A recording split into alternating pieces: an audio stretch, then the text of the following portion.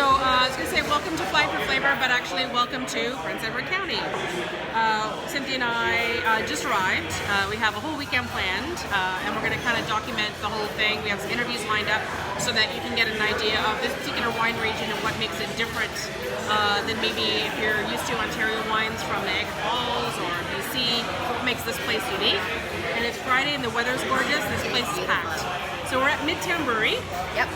I love this place because it's downtown Wellington, and you can walk there right from the main street. They have great picnic tables outside. It's always loud and boisterous. They make their own beer here. Had a great sour to start. And they don't just have beer. Yes, because if I brought them here and they only had beer, you know how that would go. But they had my favorite snack. They did have your favorite snack. Potato chips. They don't even try to pretend they make them homemade. No, they just cut the top off the bag. But And then this is called Auntie Barb's 70s onion dip, and it's exactly the way you think. So it's French onion soup mixed with the sour cream. And even in the old 70s, oh my God, Sheffield, these are like China. old vintage dishes, yeah. So it doesn't even play around. So, I mean, it was a lot of fun. There's no M&E though. no, It's too bad you didn't cut it off, we could take it back. I can take it back. That's gonna be my midnight snack tonight. After all the wine, come home with the munchies. So we'll give you try to give a little bit of history. We're meeting with Lori Sweet, who's a wine and travel writer, tomorrow at lunch. So she'll just talk about this particular area as it relates to maybe other wine regions. So that'll be a good all-around thing. But aside from that, we don't have a ton of things planned because I really No. wanted to experience like a tourist one. We're literally gonna drive down the street and go, there's a winery, let's go there. Oh, there's one, let's go there. Oh, that's a little dodgy. We're not gonna go to that one. Yes, exactly. So I'm going to be making lots of notes and lots of introductions and things like that so that you can kind of have sort of a map. We'll include like a little map and stuff in it so you can kind of rope things out. And then I think it'll be kind of fun on the way home. We haven't done one in a while. Was a crew take, Ah, yes. which is audio only. So basically, Poutine. yeah. So we'll talk about our weekend and the whole we liked and didn't like and all that kind of stuff. Travel things to note, about where to stay, Airbnbs, the hotel situation, restaurants, that kind of thing, so that you have an entire picture. But basically, we're here to talk about wine regions. Wine. Wine. Okay, so speaking of wine, we got to go and pack this non-wine stuff so we can go drink. Yes, we can go drink. Okay. See you later.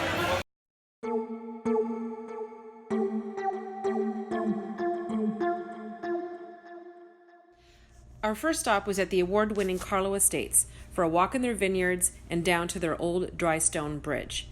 But first, we went in for a tasting of their full portfolio with owners Sherry and Sachs in their newly expanded wine lounge just off of their tasting room. Make sure to check out the full interview in the show notes and on the YouTube channel, but here are some of the highlights. So here we are at Carlo Estates, and we are very lucky to be joined by Sherry and Sachs, along with Steph and I. We're going to learn a little bit more about the Prince Edward County area and a little bit more about Carlo Estates specifically. We've got this amazing spread in front of us that we've got a photo that we took that we'll put up with all of the different wines that we're going to try tonight, and maybe we'll make it home. We've already been offered a ride for later, so we'll see how that goes. Luckily, we're not staying too far from So I think here. that one's mine now, right? It is you because drank I that just of mine? drank out of yours. That's all. And we're in friends this already. new little cool little wine is so lounge cool. area. That is it. It's fairly Wine new, lounge. right? You gonna like Yes, the wine lounge? we've been expanding it. We opened it about a year last December, so Okay. about a year and a half now. But it keeps growing, and we keep getting more sofas. It's so fun. Yeah, you're like a sofa. So if you have a really cool, like old French vintage provincial. sofa, French provincial sofa. Sachs figures she owns every French provincial couch in the area. If you have one to sell, Only the pink and beige. Only the burgundy pink and ones. beige ones, because you don't want Pink like and those burgundy. green ones. Or, Yeah, no green ones. Amazing. It's a fun space because you've got the French provincial next to like the plywood, to the like. This is what I put on my railing at Christmas. It's like evergreen with the lights in it. I love it. It's fun in here. It's kind I'm of like very a Chinese comfortable here. restaurant. You know, you don't Yeah, have we're have a little bit of everything. It's gonna be great at space for groups, Yeah. right? So that's why I think that one of the things that you're trying to cater to. I think having groups coming through here, especially when you're on those wine tours, right, with the whole group or for corporate events and stuff, at least you have a place that you can come and bring everybody and they can be loud and boisterous, enjoy themselves, and at least you've freed up the rest of the tasting Yes. room for, right, for the couples who are coming in and stuff like that. And it feels like I totally forgot about that whole other side. Like we're like Yes. this own little space that we can't hear them. They might be able to hear us later, but Shrewsbury Maybe. have multiple spaces, so depending on the group, I mean, the wine lounge is chill and so much fun. But then, we've got the original tasting bar with a beautiful barn, this cathedral like Yeah, right It's there. a gorgeous. stunning barn. We pulled up. I went, oh. And then we've got the patio in the back. And then we've got sort of couches on the outside. Yep. And then we've got down at the, just near our trailer. Trailer doesn't sound very romantic, but that's what it is. We live in a vineyard in a trailer. And there's That's the very vintner's romantic. deck there, Oh, so nice. people can sit out and overlook the vineyards. It's a beautiful view. So cool. And then down, of course, by the bridge, the dry stone bridge. And I saw you've got like a loft area as well above Yes, the that's tasting right. area. I love a loft. I don't know why. Maybe because I slept in one at camp as a kid. Oh, It could be. Yeah, that's also very romantic. yeah. Okay, so tell me a little bit about Carlo Estates, just sort of the history on it, to introduce it to our listeners or our viewers. Okay, well, Carlo Estates is one of the larger wineries in Prince Edward County. We founded the winery in 2005. We started planting in 06. We did our first vintage in 08, and then we opened the doors to the public on May 22nd of 2010. So we've been here for 14 years, but open to the public for 9. And we have one of the largest portfolios of unique premium wines in the county, and we do a blend of blended wines and also single varietal wines, and everything from dry whites to fortified or port styles. Wow. I love me some fortified wines. I'm a big port fan. So if you had to give your description in a couple of words of what your overall style is for winemaking, what do you have a certain category that you would kind of as a comparison for people so they would get an idea of what to expect? Or Yeah, I would say clean, fruit forward, old world premium wines. Okay. With character. Wines with character. Yes. They're all like our children. They're all different. That's cool. But that's true. They're all fruit forward and Very friendly. clean taste profile. Yeah. I'm a huge fan of blends. I love, like, when I talk about, before I started this show and hanging a lot more with this lady, I was a big fan of, like, the California blends. Give me a big, bold red blend or a smooth white blend, and I'm a happy girl.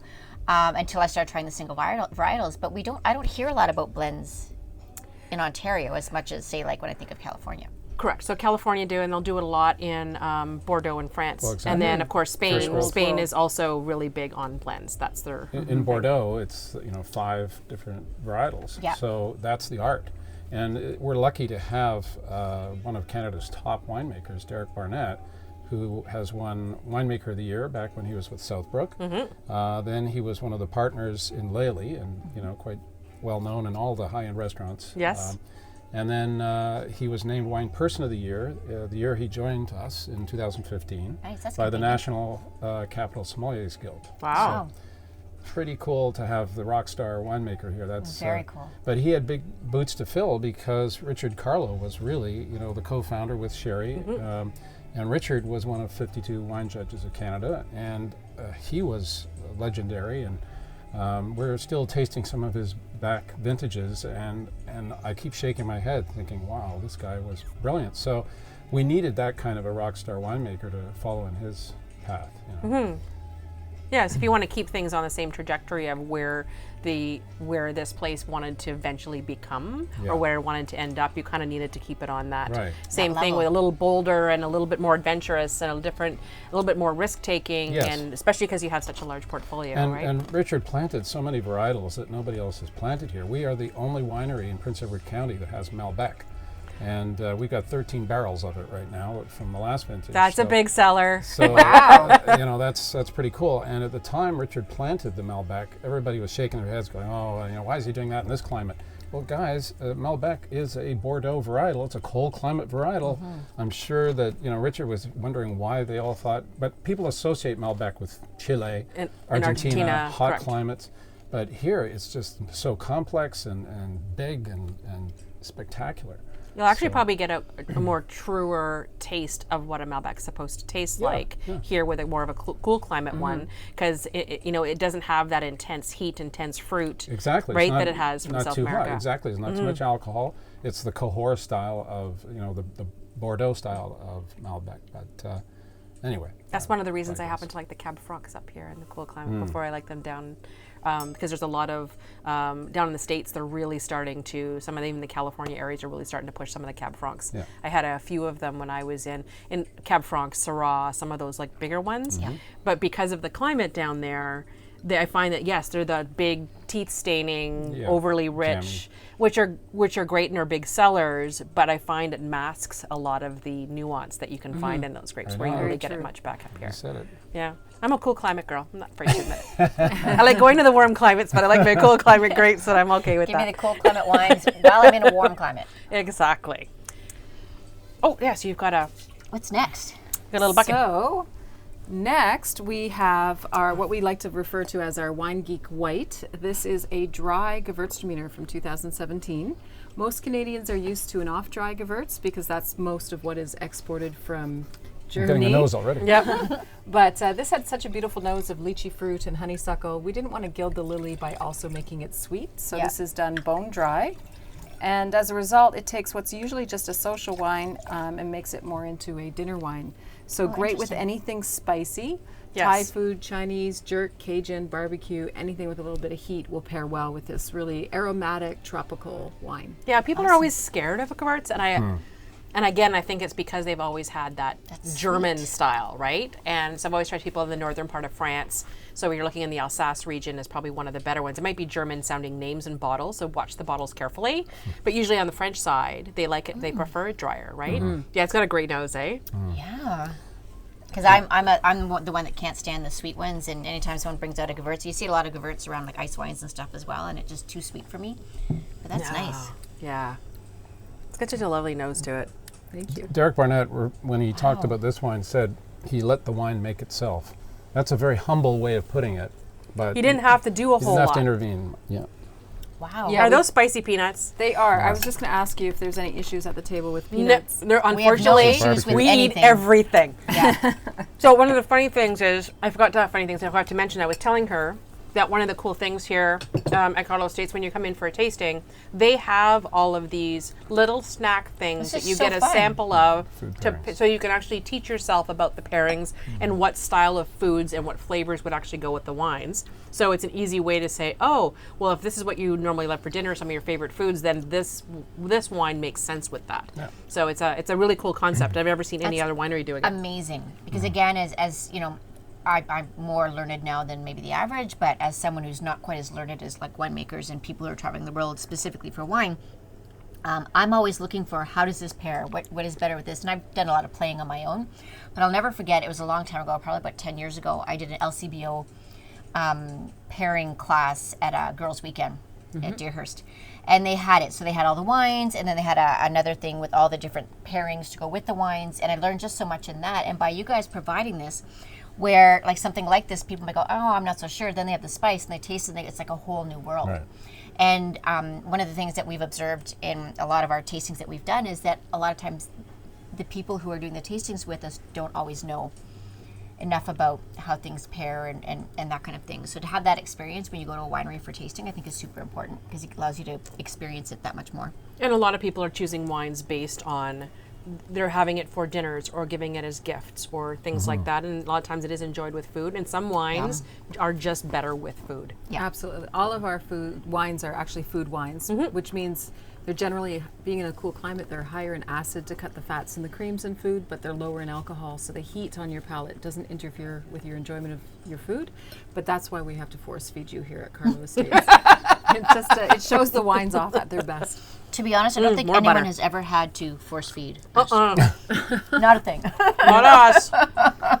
We should, if Stacy was here, she'd be like squealing She'd with be you. losing her mind right now. She just loves just eating and makes her happy. So to the point she can't hide it. It's actually really cute. Hopefully she'll watch this episode later. We miss you. Yeah. Unfortunately, Eat she your heart out, Stacey. I mean nothing. Okay, so here's the round question. So this entire episode, we're basically asking to get a full idea. So for people who haven't been to Prince Edward County in this particular wine region, what would you say makes this place unique? Just for its wines, people, however. In the county in general? Correct. So just to describe it as compared to maybe why this place is special in comparison to other wine regions, or is it comparable to another wine region somewhere? Okay, question. so I'll let you do the comparable to answer. Okay. And I'll do the answer on as to why it's different. How about that? Okay. Okay. You were talking about being down in California earlier, and I think the difference between say Niagara and Prince Edward County is similar to the difference between Napa and Sonoma. Okay. In that, in Napa, you know, it's a little more. It feels a little bit more formal. It feels like Italy. More established. And you go across a mountain, and on the other side in Sonoma, people are driving around in pickup trucks and they call Farmhouses. themselves farmers. And you know, it's a lot more approachable. It's a lot less snob. There's ridden. a lot of cowboy hats around. Yeah, exactly. So But not it's necessarily snob driven, but just more salt of the earth and Laid just back. more laid back. Yeah. That sounds Whereas- very unpretentious. Yeah, It's I would real. say the comparison in France would be Bordeaux versus Burgundy.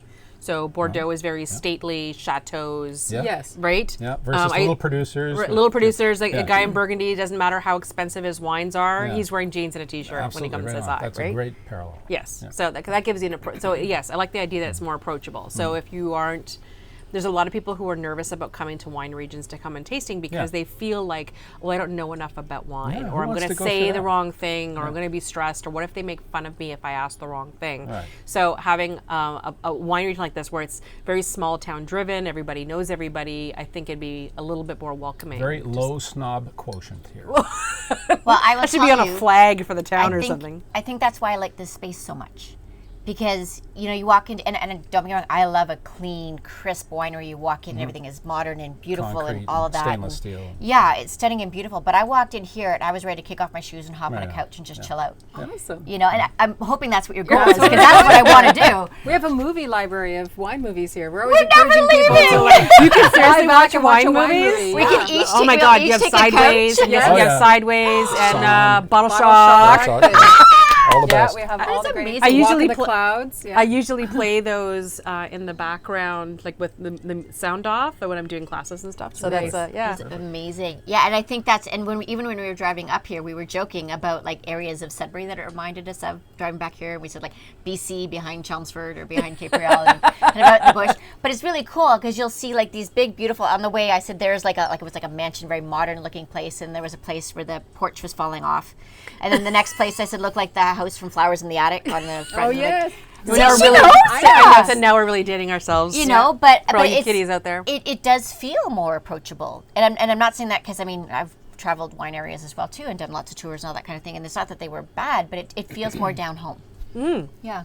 Good. So approachable's good. Okay, so now what makes it different? Then there's the soil. So what makes it the reason we're all here, and for me it's not that one wine region is better than the other. I think the beauty of wine is that it's all different, and that it's the joy of variety. So it's not that any wine region is snobby per se. I just think that it's just a different feel. Like some are more formal and some are barn board. So, and that's okay. Like there's room for everybody, and it's not like one is right or one is wrong. Right. But one of the things that's neat about the county is that it is a lot of individuals that own the actual wineries, and so it's very mom and pop, it's very shoestring, and it's a lot of experimentation. So it's a really exciting time to come to the county because you're going to taste some wines that might be a little bit experimental, and then you're going to taste some really beautiful wines because the soil here has been compared to Burgundy, France. Of course, we're not Burgundy, France, we're the county, so we have our own terroir. But the composition is similar in that it's clay loam and limestone soil. The difference is that ours is actually 4 times as old, from 400 million years ago. Oh. So part of the reason that everybody's here is the thinking that once our vines become fully mature at 25 years, and by the way, a lot of the wineries are around 20 years old now here in the county, that our wines should rival any in the world because we have 4 times as much complexity. That's the theory. And it seems to be working because we are already ourselves winning international recognition for our wines, and many of our cohorts here in the county are as well. Amazing. I think the other thing that's really cool about the county, it's kind of the land that time forgot, because the 401 goes over top of the island, and you can miss the county if you don't know about it. So it has been missed many times, and it's also gone through 4 different renaissance. So when the first Loyalists came to this region, they were bringing Loyalist soldiers, and they were building gorgeous Georgian homes and different architecture. And then, you know, the economy changed and people moved away, but the houses stayed the same. And then there was, of course, the canning times in the county, where it was actually the fruit basket of Ontario, where we were doing a lot of canning, and then canning fell out of style. And then during the Prohibition, there was the rum running days of lots of distilleries and breweries making things to drink here and then running them across Lake Ontario to the States. which actually created some inventions of some very fast boats. So the county is known for the super test boats that right. are very famous. And this is the fourth renaissance of the county, where agritourism is becoming really popular, and the wine industry has led now to lots of breweries, and now there's multiple distilleries coming into the region. So And big chefs. yeah, and there's a lot of five-star chefs are moving from big city centers to come here because they want to raise their kids here, but they also want access to local food and produce. This was actually named the culinary capital of Ontario because there's so many artisanal food producers and five-star chefs living here, and of course with the wine and beer and distillery scene, it's just a really exciting time. So to make a long story short, you have these beautiful bucolic hills with great architecture everywhere you look, and it just looks like wine country dreamland. Like, it's just so perfect, and it's a painting everywhere you look. And anytime you come into the county and you cross one of those bridges, you can just feel the stress slipping off your shoulders, and so it's a really great place to come to relax. So I'm thinking that anytime someone's going across that 401 and you have some time to spare, you need to take that detour. You have to take that turn off and come in, because I think everyone's so used to zipping back and forth across that 401, especially if you're doing the Toronto-Ottawa run, right? Yeah. So it's just, it is like you can come and spend the afternoon here. And honestly, like I'm one of those people who I didn't even know Prince Edward County existed. She's like, I want to go to Prince Edward County. I'm like, where's that? You're not going to the East I'm like, are Coast, you taking me to the East Coast now? What's happening? And then she's That's like, another "No." trip. And then I even tried to explain to me where it was. I'm like, oh, okay, I think I know where it is. I mean, I used to spend a lot of time in Port Hope and Cobourg, but hadn't really gone any further east beyond when we drove to the coast 10, 15 years ago. But I've now been here like 3 times in the last month, and it's like, to me, it's like one of those like best or kept secrets, and we need to like let people know that this is here and it's amazing. And that's why we're here this weekend. It's a wine and culinary capital, but you've also got Sandbanks, the beach, Yes. spectacular beach, provincial parks. For those of you who like camping, yeah, Or just swimming. It's like a tropical beach, but the Yeah. trees are wrong. So you feel like you're in the Caribbean. Yes. But there's it's but there's like pine trees all poplar around. Oh yeah. Anyways, it's stunning in that area. So especially if you like to be on the water, because the water's not that. Can we go look Sail. at that on the way home, Mom? Yes. Yes, definitely have to go to Sandbanks. Yes, we'll go. We can go and tape our closing at the beach. Yeah. So, Okay. so this is one of our pride and joys. This is our 2017 Estate Chardonnay, and this is the result of 2 years of patience. In 2015, when Derek came to us, it was really the first vintage that we got a full crop off of our estate-grown Chardonnay. That Chardonnay was planted by my late husband, and after tasting so many wines in competition, because he was one of only 52 wine judges in Canada, he was able to identify exactly the right clone and the right rootstock that he wanted to create the taste profile that he thought would best suit this terroir. So when Derek, who's known for his Chardonnays, made this first Chardonnay in 2015, Canada's first master sommelier, John Szabo, tried it, Yep. and he said it was so good. He said, Sherry, if it was my money, I would plant all back 30 acres in Chard. And I'm like, well, I don't know if we're going to do that or not. But he said, and you should also consider getting involved with I4C and being keynote speakers. And I said, well, if you're going to invite us, then we're going to politely turn you down, because if we're going to do it, we're going to do it right. And we decided that, being that we only have about an acre of the estate Chard, that we would bite the bullet now and keep it in barrel for 2 years. So last vintage, we didn't have any estate Chardonnay for sale at all. And we put this one into third fill French oak barrels for 11 months, and then further aged it in bottle. So it was lightly oaked over a long period of time, and then given a lot of time to rest. So the result is all sorts of creme brulee, hazelnut, and caramel, and it's dangerously delicious. So I know this is right up your alley, and I'm just so excited. All of my favorite flavors in wine. So this one's gotten a lot of great press for us. It got 93 points from Steve Thurlow of Wine Align. I think Michael Goodell, if I remember correctly, gave it 92. and it just won a gold medal at the All Canadian Wine Championship. Yay! Yay! So cheers to exciting. that. And we're having it here. Cheers. Cheers. Congratulations. Thank you.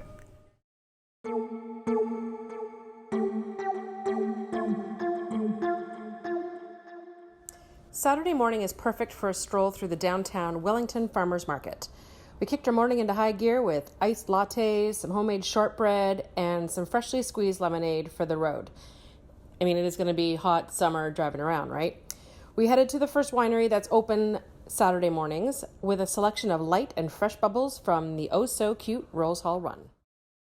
So you have to show that label, but yeah, it's awesome. Do the Vanna thing. Do the Vanna. Yes. Stardust. How many wines did we have at Carlo last night? Like 9, 10 Like maybe? 10 or 11? And then we went and closed the kitchen at Drake. It was a long evening. That was like one interview. It was fun, but we were standing out in the bush, and it was wild. Walked with the cats. Walked with the cats. Okay. Okay, maybe. Oh, you still want to have that now? Do you want that so I can have this first? Yes. Okay. Okay, there you go. The infamous. day. It is a special day. Look at the colors. Look at that. Like, can we see the bubbles? My bubbles are popping and they literally look like, I just okay. did that. Oh, I want to do it now too because I feel special. Okay, for those who are listening on the audio format, though. We're showing you the bubbles, and you should go find us on YouTube just to see these bubbles are I'll beautiful. post pictures of it. This is a good one to do the slow-mo too. Yes. It's really makes a difference, huh? You don't see Wow. the bubbles in this. No. And on the tongue, you're gonna feel the Yes. way smaller. I They're am just a tiny. seriously fascinated by this right now. It's like that song, Tiny Bubbles. Mm-hmm. Oh, it's so pretty. Mother trucker. Quickly. No, Art. Actually, that's not. I am the reason we have an E rating most of the time. She's just being polite because she's out in public today.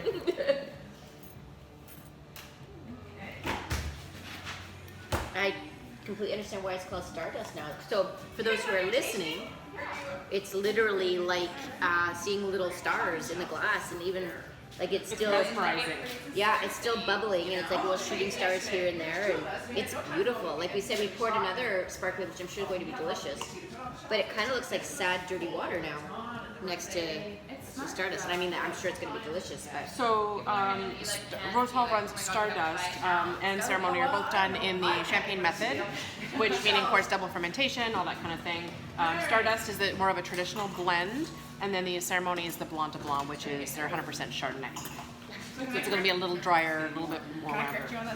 And Pixie, you can get the LCBO. yes, I've seen Pixie. Yeah. So Pixie can get the LCBO, so we're going to put that, we'll put the link on that so that you can find it there, because that's one of my all-time favorites. I'm pretty sure I've It's had cute. Pixie, I think, with you. Yeah, probably. They always have, so usually have some. Every time I'm down here, I grab some. Which is fun, really. Just when Rose was like, they've got some great. So that's what I was saying earlier. I don't know if we were on camera when I was talking about the marketing of it. That the names are fantastic. Like just looking at the names. So for those of us who, I say those of us, I have to admit I'm getting a bit more of a discerning palate now. But when I first started drinking wine, it was literally what label's the prettiest, what name is calling out to me. And coming in here, there definitely have to be marketing to women with their Pixie and Stardust and Ceremony. And like you'd said before, and I agree as a wedding planner, I'm like, Ceremony? Is there any better sparkling to serve at a wedding than Yep. Ceremony? Evening thing, later in the evening, you do midnight toast and stuff. We do Stardust. Pixie is when the girls are getting dressed. Right? Nerding out. I can't even handle it. Cheers.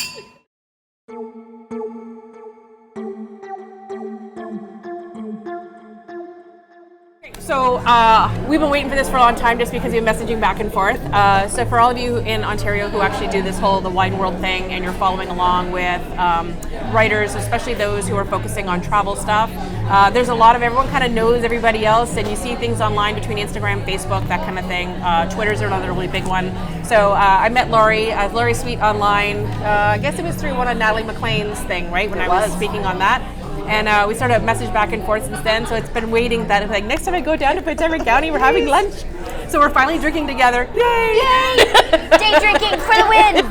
Cheers! Ladies. I was gonna say now you can say you're day drinking. Woo! So we're here at Huff Estates in Prince Edward County. Of course, this is one of the biggest, longest running, successful wineries here in this area. They have about indoor and outdoor. We're actually in their restaurant. They have an inn on the property. Art gallery. Art gallery, like it's a pretty big thing. So I thought this was a great place to come for lunch. So welcome, Lori, to Flying for Flavor. Finally, yay! Finally, we connected. Exactly. Yay. So a couple things. I said we're going to keep the same format for this part of the interview, and I wanted to talk a little bit about what I'm always fascinated in. I am not a good writer. I have done newsletters over the years. I have tried doing things, and one of the reasons I went to a podcast format is that because my brain's on overdrive, I'm a better speaker than I am a writer. I second guess myself, and even my writing style tends to be very similar to how I speak, and it doesn't always work as well commercially for that. So I'm always fascinated when people write well. It makes me happy because I'm always like I'm envious of that talent. Yeah. So you managed to take the talent of being able to write and then doing in this wine and travel thing. So how did you manage to get involved in this, and how do you get to the point where you're making How money? can everyone else be super cool like you? Yeah. Well, actually, I was a teacher for 30 years, and I did a ton of travel whenever I wasn't teaching. And when I was traveling, I was always looking for things that would fit in my curriculum. Like going to Paris, and my face is in the camera the whole time as we're going up the Eiffel Tower, and my husband says, "Are you going to actually see the whole trip through the camera?" I'm thinking, but I'm teaching forces on structures. How perfect is this to bring that so part of the much. world back to my students? So when I retired, I still wanted to travel, and I wanted to sort of share the stories of what's happening in the world with other people. Yeah, even my students still were like, I want to go to the places you told us about. I said, well, I'll see about transitioning into the writing. I've always kept a journal, so it just worked transitioning into that. I happened to take a travel writer's course. Oh, I didn't even know there was a course. There is a course. Okay. And my husband and I flew to New Orleans, where it was situated that particular year.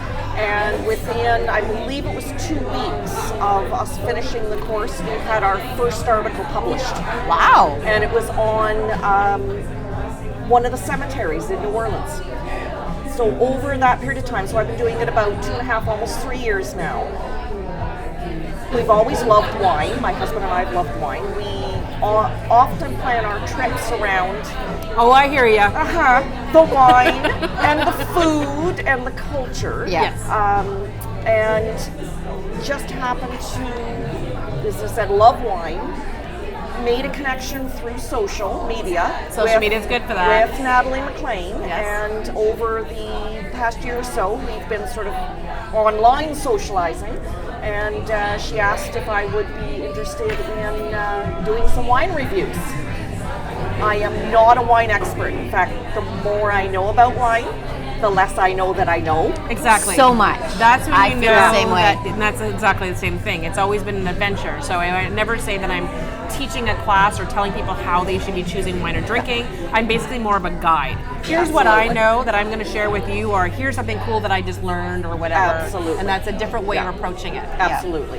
And when I write about wine, so for Natalie's site at nataliemclean.com, I do the typical, what do I smell, what do I taste? And we may like Completely something different, totally yeah. different, Yep. but that's just my perspective. Yeah. When I write for online magazines or in-person magazines or my website, I write about the winery, not the wine. So I write about the history behind the wine. Are they doing something new in the industry? Did I just find a little winery off the beaten path that I didn't know about?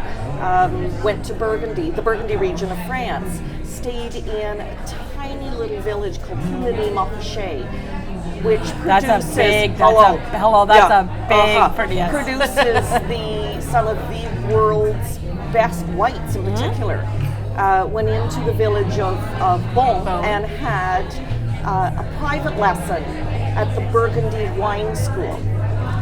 There, I truly learned about tasting versus drinking. Yes. And I wrote a whole story just about that whole experience from somebody who was actually, I was overwhelmed. Yeah. And how that teacher brought it down to You may like that, you may not, that's all okay. Yeah. And sort of taking a bit of the snobbery out of the wine. Do you enjoy it? Did that go with Yeah. that meal? How outstanding is that? And I had a little find the other day at a wine tasting. Did you know that Prosecco and egg salad absolutely rocks? It would, because you've got like the fat and you've got the salt in there. I could see Prosecco. was- I would have Prosecco with I would think of something like deviled eggs, that kind of thing. So Yeah. that would be similar, right? And we had it with chicken salad as well. Absolutely amazing. It was just one of those fun little finds. Ooh, so, Who knew? so it's the Who knew? mayonnaise. Yeah, I think it's the mayonnaise, yeah. And the bubbles can be very cleansing, of yes, course, right? Yeah, it kind of cuts with fat. I love egg salad. Challenge accepted. We got lots let of new me challenges know. to play with now. Let me know. I think with when it comes to one of my kind of goals with what we do here is to, I joke, like I bring the everyman to the table a lot of times, and sometimes when we're talking about something, I go, really, it's not a thing, you know. Maybe like fancy people do that, but us real world moms who are like surviving our teenagers, we look at it a different way, and being able to kind of bring that perspective, so that I think when people are watching our show, they're not looking for the snobby take and the, you know, they're looking for the, you know, the boiling it down to brass tacks and experience. And again, that, you know, you taste things differently than I do, and Stacey has the three of us have different palates, so we all experience it differently, and I think that's a cool way to expose it. And we've always been, and even with travel things, I've always done the same thing where I'm very open with even saying on the show that everyone goes, oh, must be nice you went to Brazil. Yeah, the return ticket was $900, and our accommodations was $59 a night. Right, so no, I'm not this It's big not crazy, fancy right? rich, It yeah. was not. It was an Airbnb, and it was great. But it was one of those things that you too can do that, and is attainable. If you take what we spent to go to Rio de Janeiro, I know people spending double that to go and do it a week in Mexico. Right? It just has to do with your choices and your priorities, but Absolutely. just letting you know that those kind of experiences are attainable. Oh, You just need to absolutely. do some research on it. Yeah, well, where we stayed in France, at Plenier-Montrachet, it was an Airbnb. It wasn't even an Airbnb. It was just a B&B. Yeah. So I didn't find it through Airbnb at that time. And we literally stayed in this amazing little house. And our room used to be where they produced the wine. Cool. So that was kind of, and when, you know, just went for a walk, and all of a sudden you're in the vineyards, and it was Sipping just, wine, yes, you know. it was pretty spectacular.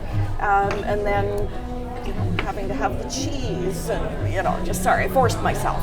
Oh, it's terrible, I'm sure. Yes, it was. Oh, I'm missing a knife. It looks like. Missing a knife? There's another one there. They're Thank you. sitting right there for you. Thank you. Okay, so now we talked about all our travels and everything else and how you got into that part. Prince Edward County. So have you lived here all? I've How many lived years? in Kingston, which is an hour east of here. Yeah. An hour or so. I've lived there off and on most of my entire life. And when you were talking about travel, I love to travel around the world, but my favorite place is Kingston in the area. Wow. And I've written a bit about taking your home base, wherever that is, and hubbing and spoking. Well, this area is spectacular for it. So even if you came to Prince Edward County and stayed in a cottage or an Airbnb or camped, you could still hub and spoke and do lots of great things. Prince Edward County itself, for us, especially in Kingston or even Belleville, it almost feels like you've gone on a vacation when you come here. Yeah. There's the farmers markets, there's the wineries that are popping up. I think there's 40 now in operation. There's a lot of them. In the area. And when we first started coming, there was maybe 10 or 15. The lovely little cafes, the coffee shops, downtown Picton. I don't know whether you've had a chance to go there. I think I did the last time I was here. There's all sorts of new restaurants there. There's a brewery called, brewery I guess it's called 555, and there's a whole history behind that. There's just little mom and pop operations, which is one of my favorite things to visit. So Prince Edward County, it is spread out. I know, you know, Niagara is spread out, Niagara on the lake. I find here feels a little more down home and less sort of industrial and big business. Does that Correct. make This sense? is probably the only, like the style of here at Huff Estates, driving in with the, This is the probably the gates. and biggest one, yeah. This would be similar in style to what you would find Yes. in Niagara. Yes, a lot very of the much. other ones, we went down dirt roads. Yes. To Yeah. the barn at the end and of the road. dog might have chased, down your car, Yep. or the cat was sitting 7 over cats. there. Yes, the cats. Exactly. And the properties, you can walk the properties. You'll notice here, and I don't know whether it happens in Niagara quite as much, but you probably will notice tens or maybe even hundreds of people on bikes. Yep. And they're spending a day in the county just riding from winery to winery. There's lots of picnic tables, lots of places to stop. Well, the people who were staying at our same Airbnb, they had their bikes in the back of their car, and they'd taken them off yesterday. Yeah. It's a hike though. That's what we were saying on our way here. Like when you go to Niagara, it's like winery. Oh, Exactly. winery. You don't even need to leave like your one little area to hit 10 wineries. Whereas here it is a lot more spread out, but it's kind of cool because you're getting this whole experience. It's like you're on the back roads of wherever, and it's beautiful fields, and it's interesting. Just makes me smile when I come out here. And I've been out. What people, I guess, don't necessarily realize that in Canada, the wineries don't all shut down for the winter. Wine and winter are two fabulous combinations. One of my favorites here is Carlo Estates. Yes. They do amazing things in the wintertime. They have events. There's another one called Three Dog Winery, and they have events. They have snowshoeing, all sorts of things. So they don't, all shut down in the winter. I mean, I realize that the winter in Okanagan Valley is a little bit different, and the winter in Nova Scotia is different, but they don't all necessarily close. So I always suggest people don't not go to the county because it's the winter. One of our first trips on the show, the three of us, we went down at the Winter Wine Festival down in Niagara. So we were bundled up. It was mighty cold. It was really cold. Really cold that we had a weekend, blast. but it was so fun. And I think there was surprising about not, because there wasn't just one. We had to pick and choose because there was two or three festivals events happening going on that the weekend. Same weekend. Yeah. So and I find that the crowds are less. Yes. You're getting less of the big constant tourists that are going into it. I'm finding that it ends to be a lot of locals or just around the area that are coming and sort of celebrating what they're doing because it's quieter, it's downtime. It's a different atmosphere. It's fun. Yeah, It's fun too. Okay, we talked about the difference of this area and the region and the style. What is it about the wines that are different here to you? I'm not saying that's to you. That's what I said, in your opinion. Yeah, to me.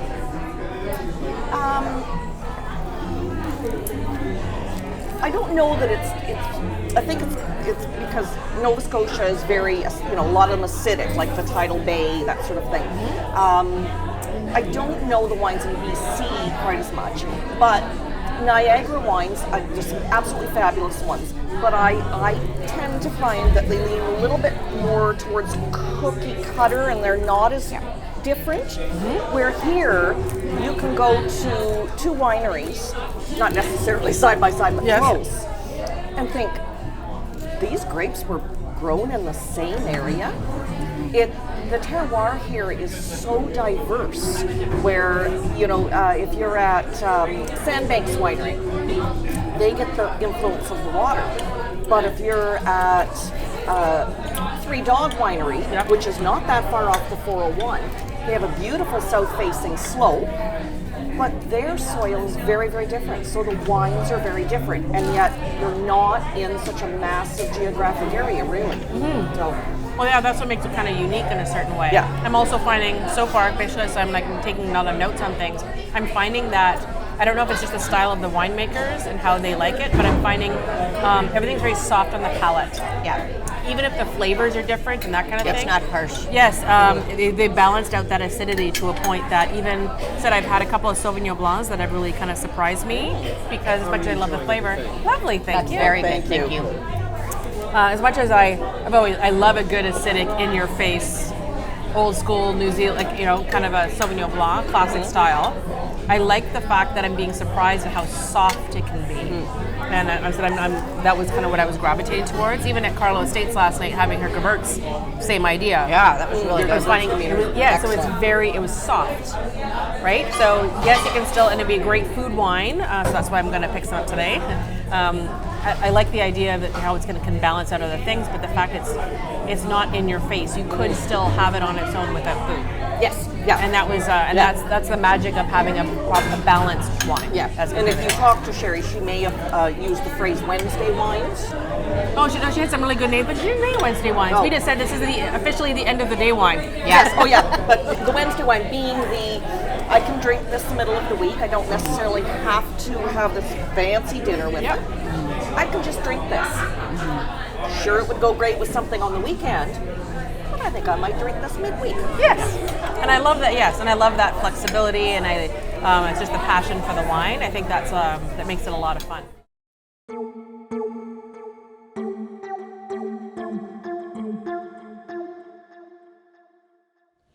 We managed to squeeze one more stop in on Sunday before we headed home, and it was a perfect farewell to this picturesque wine region. The Old Third Winery is set on a beautiful piece of land with lush vineyards and a modern, converted, stunning barn as its centerpiece. Winemaker Bruno Francois took us to see how his vines were doing, and then into the barn for a tasting of their Normandy-style cider, Blanc de Noir, and Chardonnay. Oh yeah, no, they're good. Look at that, it's They're everywhere. super full. Yeah, it's really spectacular. I absolutely love them, and this soil here is what drew me here. It's so beautiful. You don't see soils like this in many places in the world.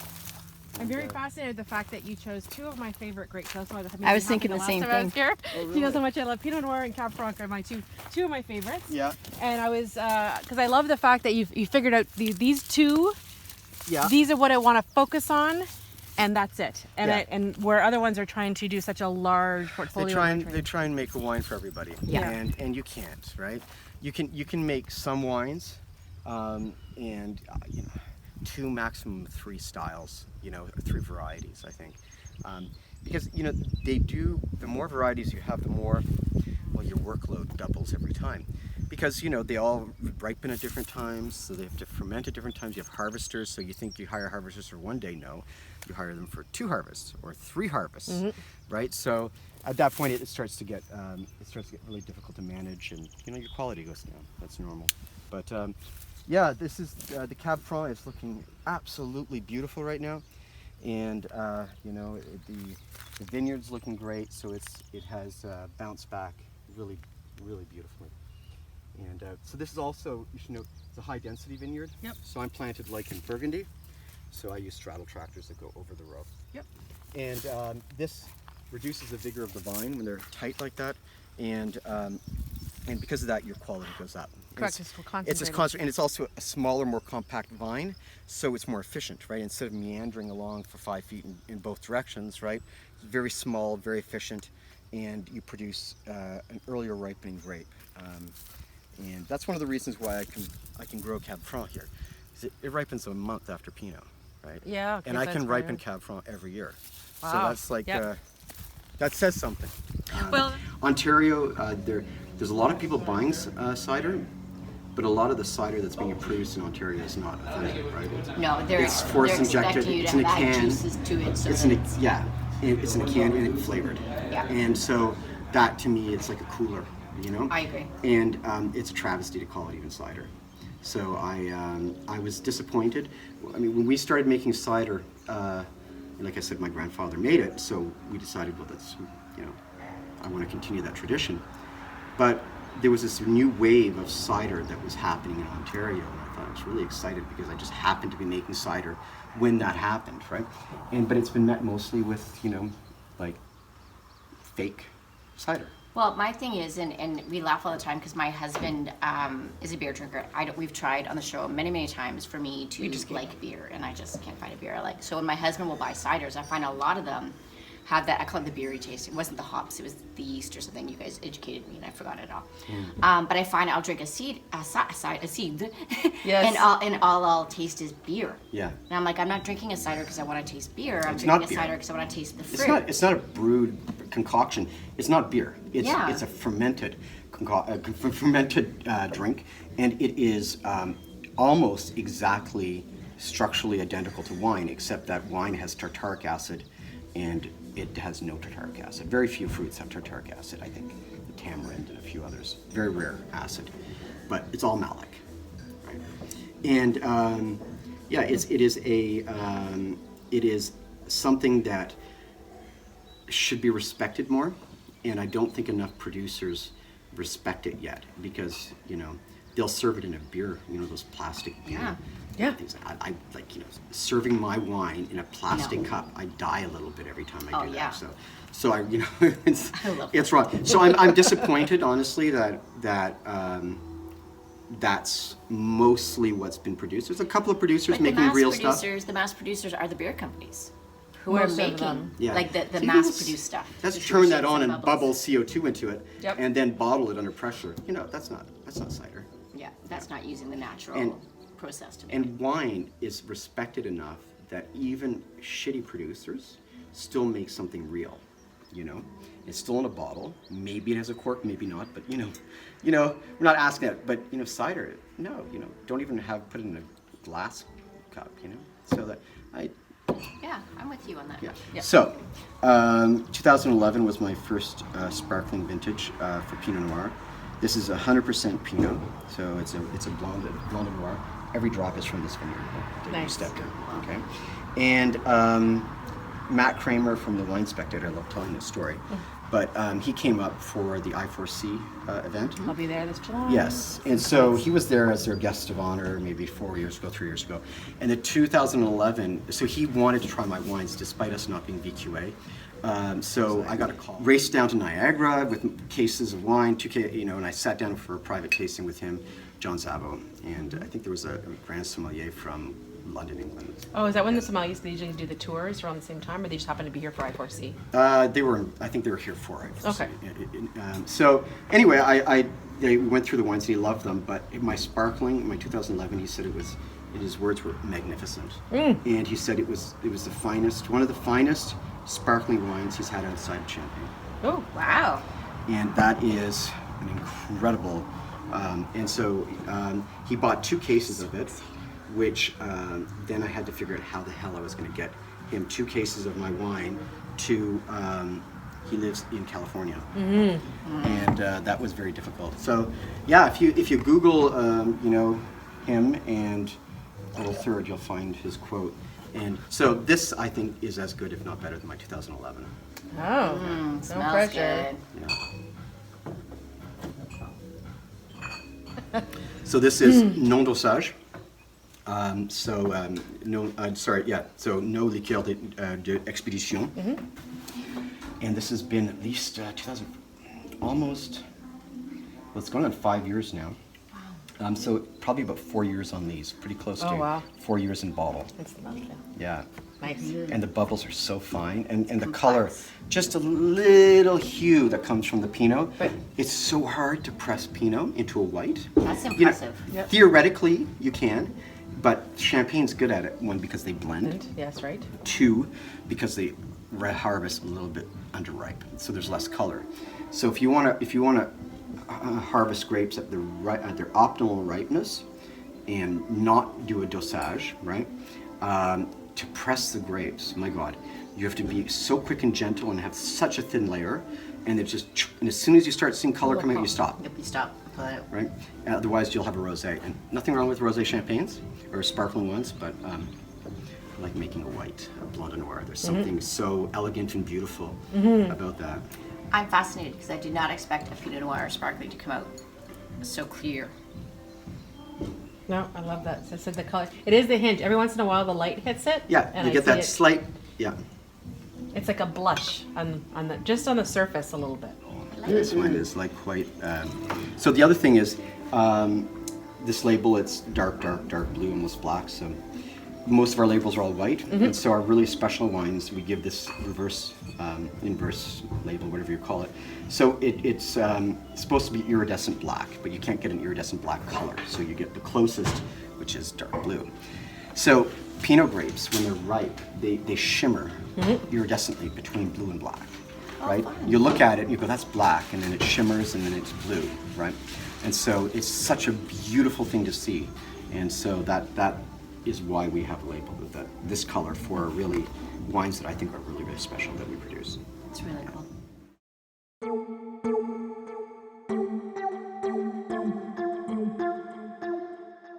It's Sunday morning and we're sober.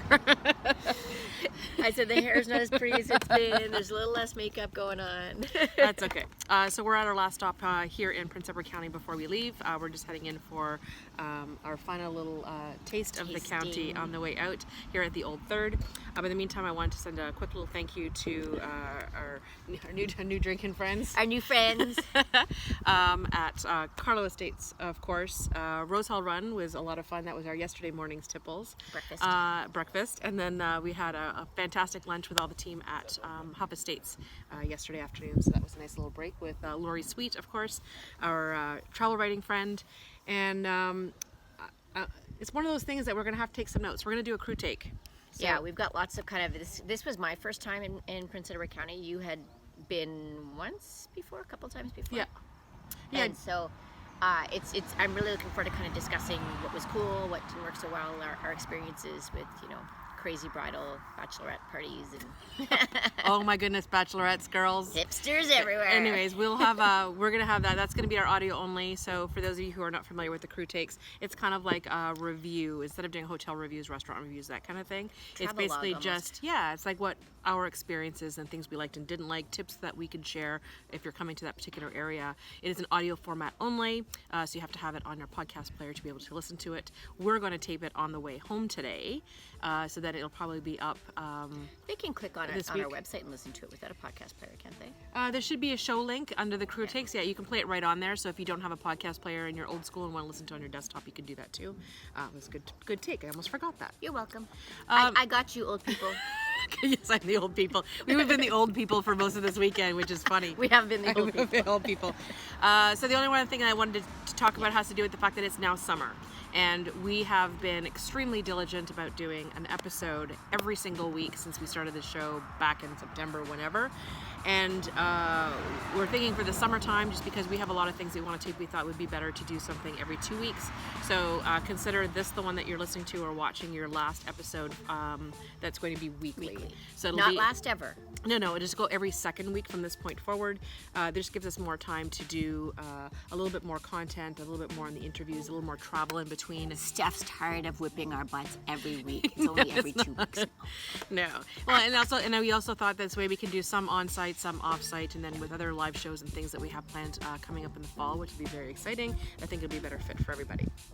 Can I do Stacey's part? You can do that. Just gonna say Stacey's. I'm gonna screw it up now just because I'm so excited to do it. Okay. So, like and subscribe to us on your favorite podcast player, and on YouTube you can also subscribe and give us a little heart as well too to show us that you love us.